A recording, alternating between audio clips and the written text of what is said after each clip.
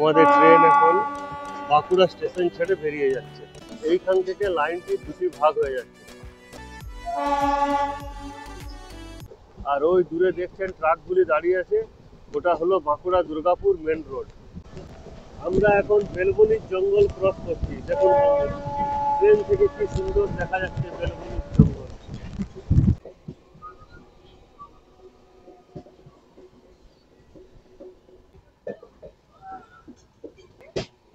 এই দিকটা পুরোটাই হলো শালের জঙ্গল। বাঁকুড়া জেলাকে জঙ্গলমহল কেন বলে সেটা জানতে গেলে আপনাদেরকে বাঁকুড়াতে অবশ্যই একবার বেড়াতে আসতে হবে। গুড মর্নিং ডিয়ার ফ্রেন্ডস, সবাইকে জানাই নমস্কার, আদাব, জোহার। বন্ধুরা, এখন আমি বাঁকুড়া স্টেশনে দাঁড়িয়ে আছি আর ঘড়ির কাঁটায় সময় সকাল 5টা 45। আজকে আমি ট্রাভেল করতে চলেছি 68,122 পুরুলিয়া হাওড়া মেমু প্যাসেঞ্জার ট্রেনেতে। আর এই ট্রেনটি গত কয়েক মাস আগেই নতুন চালানো হয়েছে। এই ট্রেনটি ভোর 4টেয় পুরুলিয়া ছেড়ে হাওড়ায় পৌঁছানোর টাইম সকাল 11টা 40, আর বাঁকুড়াতে এই ট্রেনটির সময় হলো সকাল 6টা। তো চলুন বন্ধুরা, সঙ্গে থাকুন, এই ভিডিওটি খুবই ইন্টারেস্টিং হতে চলেছে।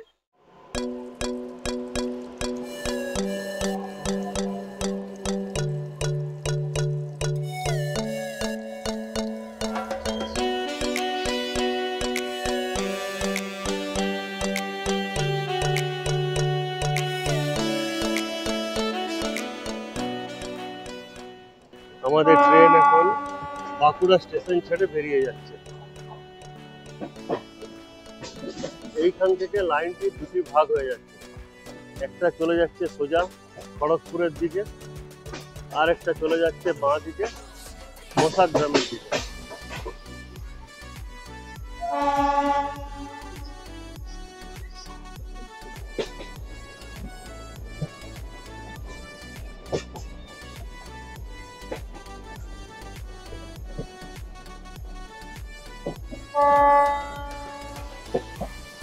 আমাদের ট্রেন এখন বিগনা স্টেশনে প্রবেশ করছে। এই বিগনা স্টেশনটি হলো বাঁকুড়ার পর প্রথম স্টপেজ।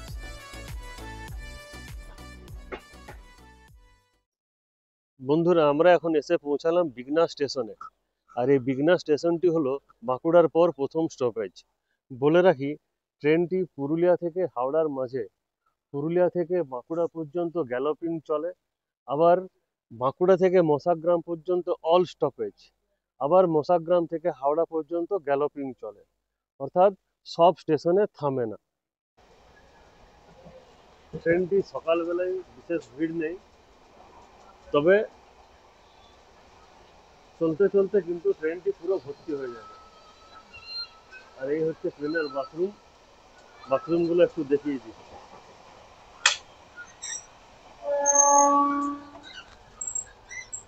এই হচ্ছে বাথরুম।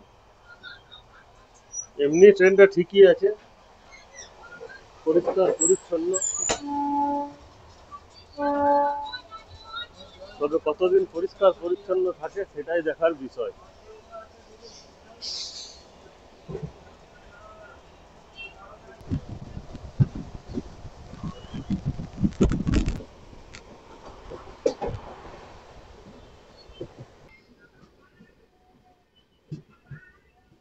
আমাদের ট্রেন এখন নবান্দা স্টেশন ছেড়ে বেরিয়ে গেল।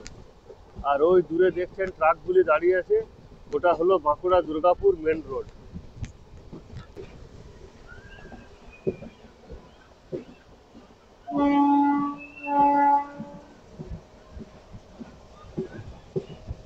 সকাল বেলায় সূর্য উঠছে, কি দারুণ দেখতে লাগছে দেখুন।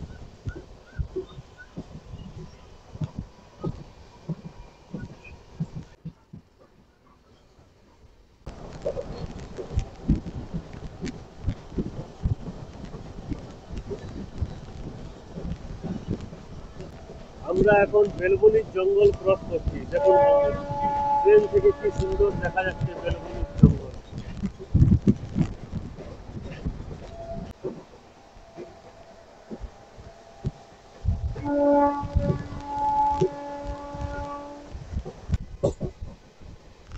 আমাদের ট্রেন এখন বেলিয়াটোর স্টেশনে প্রবেশ করতে চলেছে। এই দেখুন বন্ধুরা, এখানের কার্ভটা দেখুন।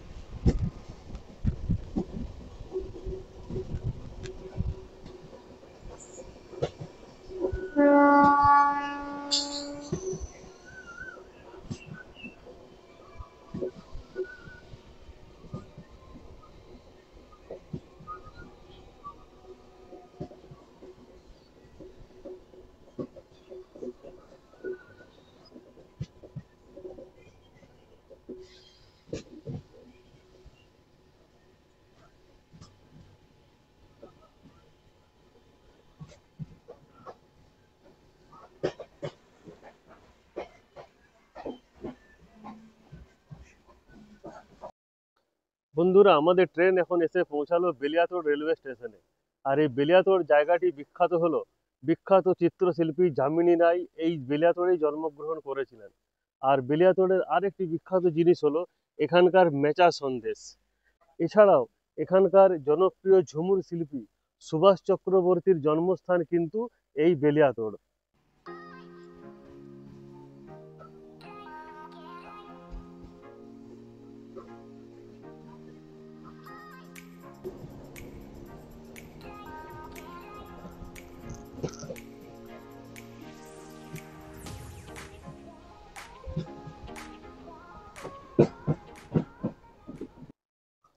বন্ধুরা, আমরা এখন এসে পৌঁছালাম ছান্দার রেলওয়ে স্টেশনে। আর এই ছান্দার জায়গাটি বিখ্যাত হলো অভিব্যক্তি বলে একটি চারুকলা শিল্প প্রতিষ্ঠান এখানে রয়েছে। আর এই জায়গাটিকে মিনি শান্তিনিকেতন বলেও অভিহিত করা হয়।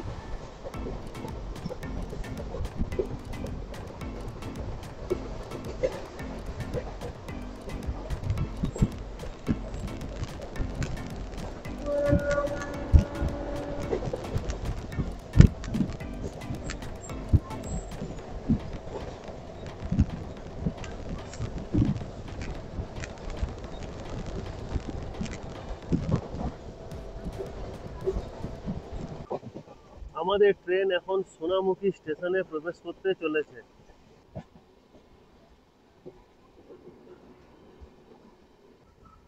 এই আমরা এখন সোনামুখী স্টেশনে প্রবেশ করছি। আর এই সোনামুখী স্টেশনটি হলো একটি ক্রসিং স্টেশন। একটা ট্রেন এলে আরেকটা ট্রেন ছাড়ে। এই দেখুন, এইদিকে আরেকটি ট্রেন দাঁড়িয়ে আছে। এই ট্রেনটি মশাগ্রাম থেকে বাঁকুড়া যাচ্ছে।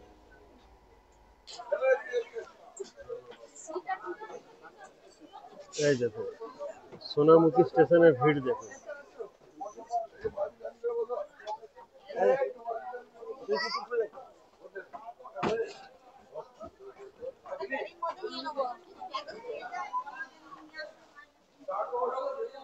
এদিকে এলে আমি এই কাকার দোকানে চা খাই।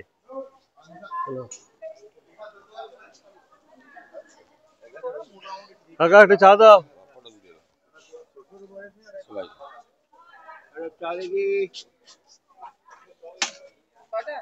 এই হচ্ছে চা, কাকার দোকানের চা।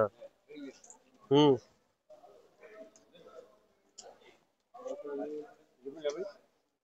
না, ঠিক আছে।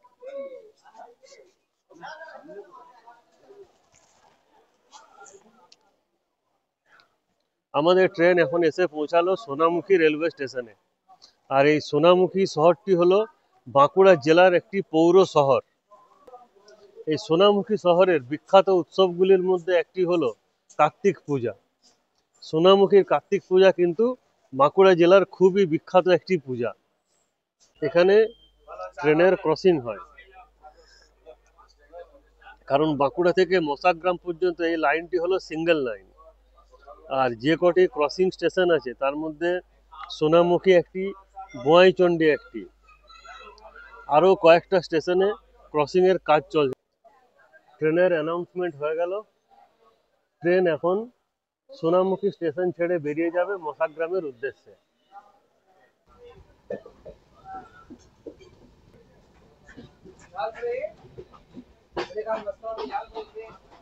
আর এই দিকে দেখুন, এই দিকটা পুরোটাই হলো শালের জঙ্গল।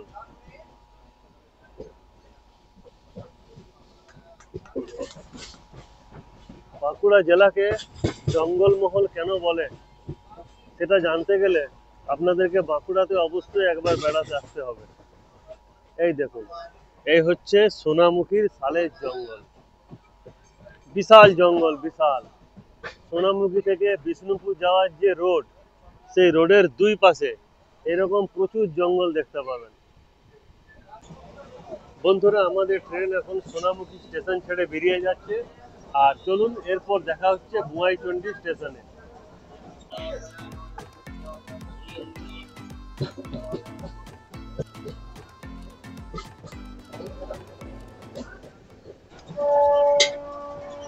এই লোকাল ট্রেনে সব থেকে আকর্ষণীয় জিনিস হলো এই ঝালমুড়ি। আমাদের দুটো বানাবে কাকা।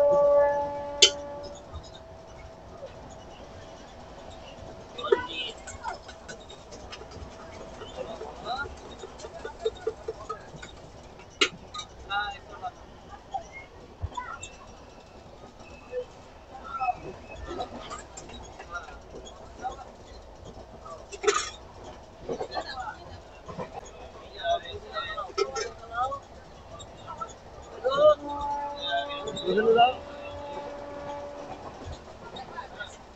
কি? হ্যাঁ, নারকেল কেটে দাও। স্পেশাল ঝালমুড়ি।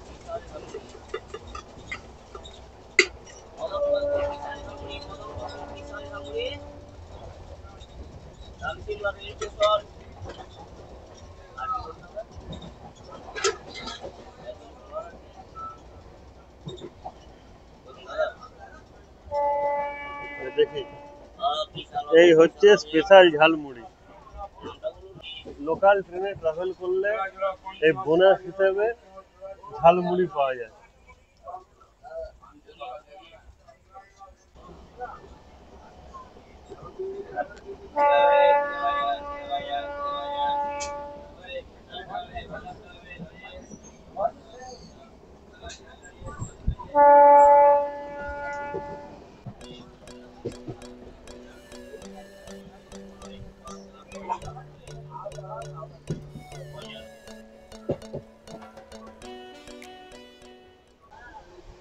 এইদিকে কিন্তু প্রচুর ধান ক্ষেত। বাঁকুড়া জেলার যে পাত্রসায়ের, ইন্দাস, এই ব্লকগুলিতে কিন্তু ধানের চাষ প্রচুর হয়।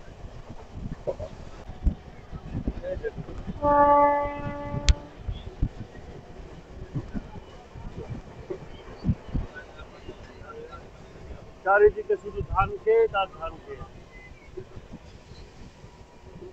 আমরা এখন কুমরুল স্টেশনে প্রবেশ করতে চলেছি। আর এই কুমরুল স্টেশনটি ইন্দাস ব্লকের অন্তর্গত।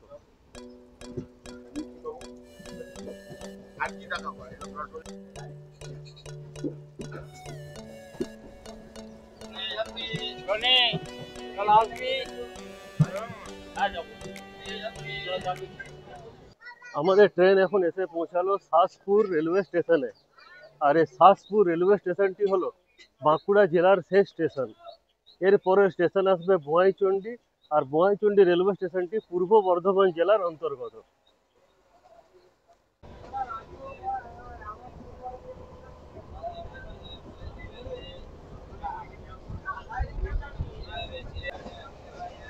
আমরা এরপর বোয়াইচন্ডী রেলওয়ে স্টেশনে প্রবেশ করতে চলেছি। এই বোয়াইচন্ডী রেলওয়ে স্টেশনটিও একটি ক্রসিং স্টেশন।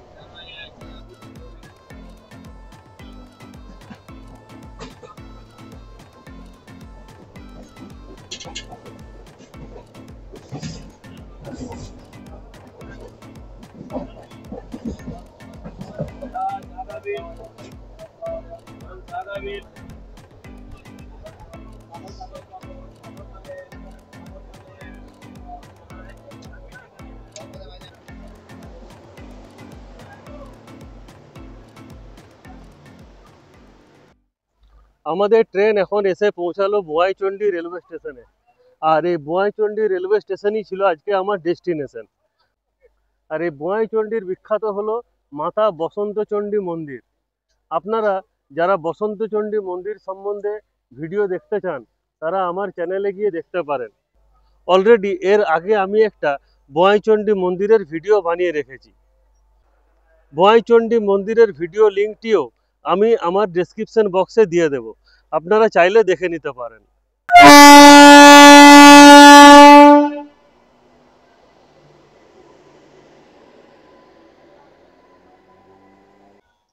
বন্ধুরা, ভিডিওটি কেমন লাগলো অবশ্যই কমেন্ট করে জানাবেন। আর এইরকম নিত্য নতুন ভিডিও দেখার জন্য আমার চ্যানেলটিকে সাবস্ক্রাইব করে দেবেন। সম্পূর্ণ ভিডিওটি দেখার জন্য রইল অনেক অনেক ধন্যবাদ। আবার দেখা হচ্ছে নতুন কোনো ভিডিওতে, নতুন কোনো ডেস্টিনেশনে।